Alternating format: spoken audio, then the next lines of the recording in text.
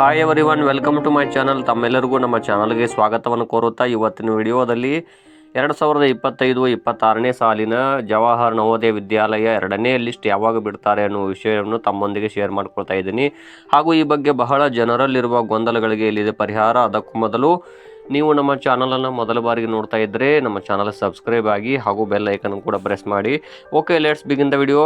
ಈಗಾಗಲೇ ಜವಾಹರ್ ನವೋದಯ ವಿದ್ಯಾಲಯದ 2025-26ನೇ ಸಾಲಿನ ಇಲ್ಲಿ ಪ್ರವೇಶ ಪರೀಕ್ಷೆಯ ಜನವರಿ 18ರಂದು ಮುಕ್ತಾಯಗೊಂಡು ಇಲ್ಲಿ ಮಾರ್ಚ್ 25, 2025ರಂದು ಇಲ್ಲಿ ಪ್ರಾವಿಷನಲ್ ಸೆಲೆಕ್ಷನ್ ಲಿಸ್ಟ್ ಕೂಡ ಬಿಡುಗಡೆಗೊಂಡಿತ್ತು. ಮತ್ತು ಇಲ್ಲಿ ಜವಾಹರ್ ನವೋದಯ ವಿದ್ಯಾಲಯ ಆಯ್ಕೆ ಸಮಿತಿಯವರು ಇಲ್ಲಿ ಆಯ್ಕೆಯಾದಂತಹ ಪ್ರಾವಿಷನಲ್ ಸೆಲೆಕ್ಷನ್ ಲಿಸ್ಟ್ನಲ್ಲಿ ಆಯ್ಕೆಯಾದಂತಹ ಇಲ್ಲಿ ಅಭ್ಯರ್ಥಿಗಳು ಸಲ್ಲಿಸಬೇಕಾದ ದಾಖಲೆಗಳು ಯಾವುವು ಎಂಬುದನ್ನು ಕೂಡ ವೆಬ್ಸೈಟ್ನಲ್ಲಿ ಪ್ರಕಟ ಮಾಡಿರುತ್ತಾರೆ.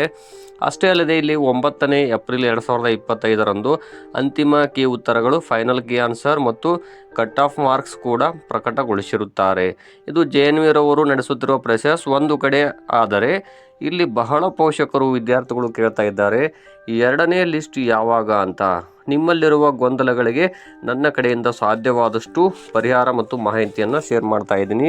ಇಲ್ಲಿ ಜವಾಹರ್ ನವೋದಯ ವಿದ್ಯಾಲಯ ಸಮಿತಿಯವರೇ ತಿಳಿಸಿದಂತೆ ಪ್ರಾವಿಷನಲ್ ಸೆಲೆಕ್ಷನ್ ಲಿಸ್ಟ್ನಲ್ಲಿ ಅಂದರೆ 2025ರ ಆಯ್ಕೆ ಪಟ್ಟಿಯಲ್ಲಿ ಆಯ್ಕೆಯಾದವರು ಸಲ್ಲಿಸಬೇಕಾದ ದಾಖಲೆಗಳು ಮತ್ತು ಅವರ ಫಾರ್ಮ್ಯಾಟ್ಸ್ಗಳನ್ನು ವೆಬ್ಸೈಟ್ನಲ್ಲಿ ಪ್ರಕಟ ಮಾಡಿರುತ್ತಾರೆ. ಅವರಿಗೆ ಸಮಯಾವಕಾಶ ಕೂಡ ನೀಡಿರುತ್ತಾರೆ. ಹಾಗೂ ಇಲ್ಲಿ ಸೆಲೆಕ್ಷನ್ ಲಿಸ್ಟ್ಗೆ ಸಂಬಂಧಿಸಿದಂತೆ ಇಡೀ ಹೋಲ್ ಪ್ರೊಸೆಸ್ ಅಂದರೆ ಈ ವರ್ಷದ ಆಯ್ಕೆಯ ಪ್ರಕ್ರಿಯೆ ಏನಿದೆಯಲ್ಲ, ಇದು ಡಿಸೆಂಬರ್ 31, 2025ರವರೆಗೆ ಇಲ್ಲಿ ನಡೆಯುತ್ತದೆ ಅಂತ ತಿಳಿಸಿರುತ್ತಾರೆ. ಅವರು ಸಲ್ಲಿಸಬೇಕಾದ ದಾಖಲೆಗಳು ಯಾವುವು ಅಂತ ಕೂಡ ಈ ಬಗ್ಗೆ ನಾನು ವಿಡಿಯೋ ಮಾಡಿರ್ತೇನೆ. ತಾವು ಕೂಡ ನಮ್ಮ ಚಾನಲ್ನಲ್ಲಿರುವಂತಹ ಈ ವಿಡಿಯೋವನ್ನು ತಾವು ವೀಕ್ಷಿಸಬಹುದು.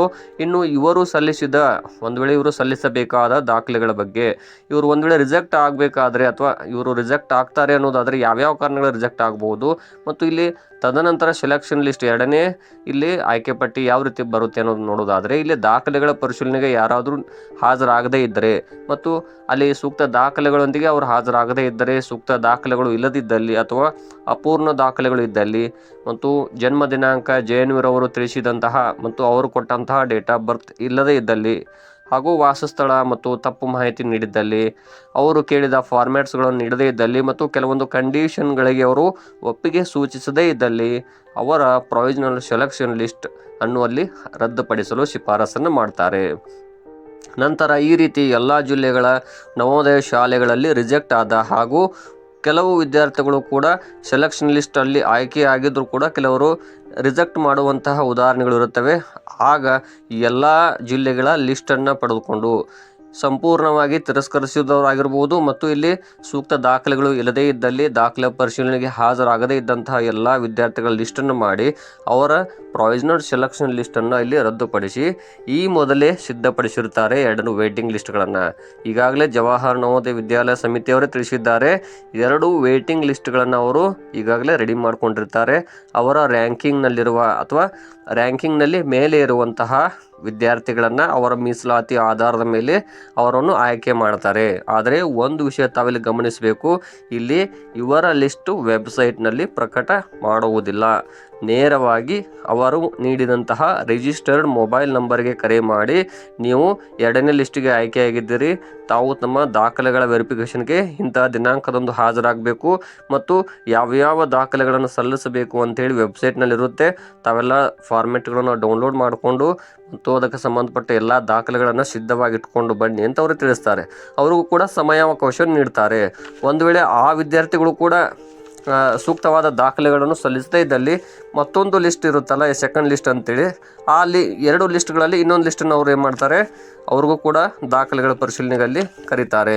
ಇಲ್ಲಿ ನಾನು ಕೂಡ ಕಳೆದ 5-6 ವರ್ಷಗಳ ಸೆಲೆಕ್ಷನ್ ಲಿಸ್ಟ್ ನೋಡಿದ್ದೇನೆ. ಎಲ್ಲಿಯೂ ಕೂಡ ವೆಬ್ಸೈಟ್ನಲ್ಲಿ ಸೆಕೆಂಡ್ ಲಿಸ್ಟನ್ನು ಪ್ರಕಟ ಮಾಡಿರುವುದಿಲ್ಲ. ಅಷ್ಟೇ ಅಲ್ಲದೆ ಮೊದಲ ಲಿಸ್ಟ್ನಲ್ಲಿ ಆಯ್ಕೆಯಾದಂಥ ವಿದ್ಯಾರ್ಥಿಗಳ ಲಿಸ್ಟ್ ಕೂಡ ಅಲ್ಲಿ ಇರುವುದಿಲ್ಲ. ಅಲ್ಲಿ ಡೇಟ್ ಆಫ್ ಬರ್ತ್ ಮತ್ತು ರಿಜಿಸ್ಟ್ರೇಷನ್ ನಂಬರ್ ಅಥವಾ ಹಾಲ್ ಟಿಕೆಟ್ ನಂಬರ್ ಹಾಕಿ ನಾವು ಚೆಕ್ ಮಾಡ್ಕೊಳ್ಬೇಕಾಗುತ್ತದೆ. ಬಹಳ ಅಂದರೆ ಇಲ್ಲಿ cut off marks, cut off percentage ಆಗಿರ್ಬೋದು ಅಥವಾ ಅಲ್ಲಿ ಕೀ ಆನ್ಸರ್ಗಳನ್ನು ಮಾತ್ರ ವೆಬ್ಸೈಟ್ನಲ್ಲಿ ಬಿಡುಗಡೆ ಮಾಡ್ತಾರೆ. ಹಾಗಾಗಿ ನಿಮ್ಮ ಮೀಸಲಾತಿ ಆಧಾರದ ಮೇಲೆ ತಾವು ಕೂಡ ವೆಬ್ಸೈಟ್ನಲ್ಲಿ ಕಟ್ ಆಫ್ ಪರ್ಸೆಂಟೇಜು ಆಗಿರ್ಬೋದು ಮತ್ತು ಕೀ ಆನ್ಸರ್ಗಳನ್ನು ಚೆಕ್ ಮಾಡಿಕೊಂಡು ಈಗಾಗಲೇ ಎಷ್ಟು ಪರ್ಸೆಂಟೇಜ್ ನಿಂತಿದೆ ಅಂತ ನೋಡ್ಕೊಳ್ಳಿ. ಒಂದು ವೇಳೆ ಮೊದಲ ಲಿಸ್ಟ್ನಲ್ಲಿ ಯಾವುದಾದ್ರೂ ವಿದ್ಯಾರ್ಥಿಗಳು ರಿಜೆಕ್ಟ್ ಆದಂಥ ಸಂದರ್ಭದಲ್ಲಿ ನಿಮಗೆ ಅವರು ಕರೆನೂ ಮಾಡ್ಬೋದು ಅಥವಾ ಅವರು ಕರೆಯದೇನೂ ಇರಬಹುದು. ಒಟ್ಟಾರೆಯಾಗಿ ಈ ಲಿಸ್ಟ್ ಗೌಪ್ಯವಾಗಿರುತ್ತವೆ. ನೇರವಾಗಿ ಅವರು ನೀವು ಸೆಲೆಕ್ಟ್ ಆದ್ರಿ 2ನೇ ಲಿಸ್ಟಲ್ಲಿ ಅಂದರೆ ನಿಮಗೆ ಅವರು ಫೋನ್ ಮಾಡಿ ಕರೀತಾರೆ, ನೀವು ಆಯ್ಕೆಯಾಗಿದ್ದರೆ ದಾಖಲೆಗಳನ್ನು ತೆಗೆದುಕೊಂಡು ಬನ್ನಿ ಅಂತ ಹೇಳ್ತಾರೆ. ನೀವು ಕೂಡ ವೆಬ್ಸೈಟ್ನಲ್ಲಿ ಪರಿಶೀಲಿಸ್ಬೋದು. ಅಲ್ಲಿ ಎಲ್ಲಿಯೂ ಕೂಡ ಸೆಕೆಂಡ್ ಲಿಸ್ಟ್ ಕಳೆದ 5-6 ವರ್ಷಗಳ ನೀವು ವೆಬ್ಸೈಟ್ನಲ್ಲಿ ಚೆಕ್ ಮಾಡಿ, ಅಲ್ಲಿ ಜವಾಹರ್ ನವೋದಯ ವಿದ್ಯಾಲಯದ ಸಮಿತಿಯವರು ನೀಡಿದಂತಹ ಆಯ್ಕೆ ಪಟ್ಟಿಯನ್ನು ತಾವು ನೋಡ್ತಾ ಬನ್ನಿ. ಎಲ್ಲಿಯೂ ಕೂಡ ಅವರು 2ನೇ ಲಿಸ್ಟ್ ಬಗ್ಗೆ ಒಂದಿಷ್ಟು ಮಾಹಿತಿಯನ್ನು ಅವರು ಹಂಚಿಕೊಂಡಿರೋದಿಲ್ಲ. ಹಾಗಾಗಿ ನೇರವಾಗಿ ಆಯಾ ಜವಾಹರ್ ನವೋದಯ ವಿದ್ಯಾಲಯ ಸಮಿತಿಯವರು ಅಥವಾ ಅಲ್ಲಿರುವ ಪ್ರಿನ್ಸಿಪಾಲ್ರವರು ತಮಗೆ ಕರೆಯನ್ನು ಮಾಡ್ತಾರೆ. 2ನೇ ಲಿಸ್ಟಲ್ಲಿ ನೀವು ಆಯ್ಕೆಯಾಗಿದ್ದರೆ ದಾಖಲೆಗಳ ಪರಿಶೀಲನೆಗೆ ಬರ್ರಿ ಅಂತೇಳಿ ತಮಗೆ ಕರೀತಾರೆ. ಹಾಗಾಗಿ ಇಲ್ಲಿ ಎಲ್ಲ ಪೋಷಕರಾಗಿರ್ಬೋದು, ವಿದ್ಯಾರ್ಥಿಗಳು ಇನ್ನೊಂದು ಲಿಸ್ಟ್ ಬರುತ್ತೆ ಅನ್ನೋದನ್ನು ತಾವು ಅಲ್ಲಿ ಬಿಟ್ಬಿಡಿ. ಯಾಕೆಂದರೆ ಇಲ್ಲಿ ಪ್ರೊವಿಷನಲ್ ಸೆಲೆಕ್ಷನ್ ಲಿಸ್ಟಲ್ಲಿ 100% ವಿದ್ಯಾರ್ಥಿಗಳು ಆಯ್ಕೆಯಾಗೇ ಆಗುತ್ತಾರೆ. ಇಲ್ಲೋ ಒಂದು ಕಾಲೇಜಿಗೆ ಅಥವಾ ಒಂದು ಶಾಲೆಗೆ 2-3 ಸೀಟುಗಳು ಆಗ್ಬೋದು. ಮತ್ತು ಈ ಸೆಲೆಕ್ಷನ್ ಲಿಸ್ಟ್ ಇದೆಯಲ್ಲ, ಇದು ಡಿಸೆಂಬರ್ 31ರವರೆಗೂ ಕೂಡ ನಡೆಯುತ್ತದೆ ಅಂತ ಹೇಳಿದ್ದಾರೆ. ಇನ್ನು ಸೆಕೆಂಡ್ ಲಿಸ್ಟ್ ಅಥವಾ ವೇಟಿಂಗ್ ಲಿಸ್ಟ್ ಯಾವಾಗ ಬಿಡುಗಡೆ ಆಗ್ಬೋದು ಅಂದರೆ ಇನ್ನೂ 2 ತಿಂಗಳು ಹೋಗ್ಬೋದು. ಯಾಕಂದರೆ ಇವರೆಲ್ಲ ಆಯ್ಕೆ ಆದಮೇಲೆ ಇವರು ನೀಡಿದಂಥ ದಾಖಲೆಗಳು ಸುಳ್ಳು ಅಂತಂದರೆ ಇವ್ರದ್ದು ರದ್ದಾಗ್ಬೋದು. ಮತ್ತು ಇಲ್ಲಿ ದಾಖಲೆಗಳ ವೆರಿಫಿಕೇಷನ್ ಸಂದರ್ಭದಲ್ಲಿ ಕೂಡ ಇವರು ರಿಜೆಕ್ಟ್ ಆಗುವಂಥ ಚಾನ್ಸಸ್ ಇರುತ್ತೆ. ಆ ಸಂದರ್ಭದಲ್ಲಿ ತಮಗೆ ಅವರು ಫೋನ್ ಮೂಲಕ ಮಾಹಿತಿಯನ್ನು ನೀಡ್ತಾರೆ ಅಂತ